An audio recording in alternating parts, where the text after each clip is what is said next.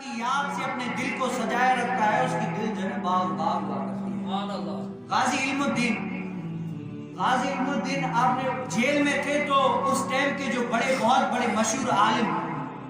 پیر جماعت علی شاہ صاحب رحمت اللہ تعالی، اور کہتے ہیں جو جیل میں ہو نا سورہ اس کی یوسف کی تلاوت کرے، اللہ تعالیٰ سورہ یوسف کی تلاوت سے اس کو جو ہے آزادی دے دے گا۔ تو وہاں پر غازی علم الدین حالانکہ نوجوان تھے، اتنا پڑھے لکھے نہیں تھے قرآن پاک، تو وہاں پر وہ گئے پیر جماعت علی شاہ صاحب اور بہت بڑے جو ہے نا عالم گئے، تو پیر جماعت علی شاہ صاحب رحمت اللہ تعالی بہت بڑے حافظ تھے، کہا کہ یہ حافظ انشاءاللہ ہم پڑھتے ہیں، آپ سنیں انشاءاللہ اس سورہ یوسف کی برکت سے اللہ تعالیٰ آپ کو جو ہے نا نجات دے دے گا، اس جیل سے رہائی کر دے گا۔ کہا کہ بسم اللہ پڑھو۔ غازی علم الدین پیر جماعت علی شاہ صاحب رحمت اللہ تعالی سب جو ہے نا غور سے سورہ یوسف کی تلاوت کر رہے ہیں، تو پیر صاحب جماعت رحمت اللہ تعالی کی کیا تھوڑی سی دھیان بڑھ گیا، جہاں پر زبر تھا وہاں پر زیر پڑ گیا، جہاں پر زبر تھا وہاں زیر پڑ گیا۔ تو غازی علم الدین پیر صاحب کو ہاتھ جوڑ کے عرض کرتے ہیں کہ پیر صاحب آپ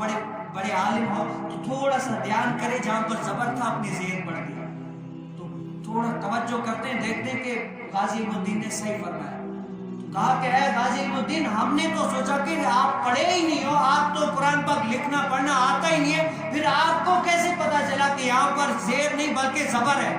تو کہتے کہ اے پیر صاحب، آپ نے بڑے بڑے علماء کے ساتھ تختوں پہ بیٹھ کر پڑھا ہوگا، میں نے حضور علیہ السلام سے خود پڑھا ہے، میں نے حضور علیہ السلام سے خود پڑھا ہے۔ اس جیل کی رعایت، یہ جیل نہ دیکھو، یہ میرے قسمت کا خزانہ ہے، قسمت کا خزانہ ہے، یہاں پر روز میرے محبوب علیہ السلام آتے ہیں، مجھے اپنی زیارت کراتے ہیں، اس سے میں نے قرآن پڑھا ہے۔ تو یہ اندر والا بھی صحیح ہونا، آج میں اور آپ دیکھ لیں کہ ہم کتنے اچھے ہیں۔ اللہ تعالیٰ جو ہے نا ہمیں کہتے ہیں گفتار کا غازی بن تو گیا، کردار کا غازی بن نہ سکا۔ کیا گفتار کا غازی بن تو گیا، کردار کا غازی بن نہ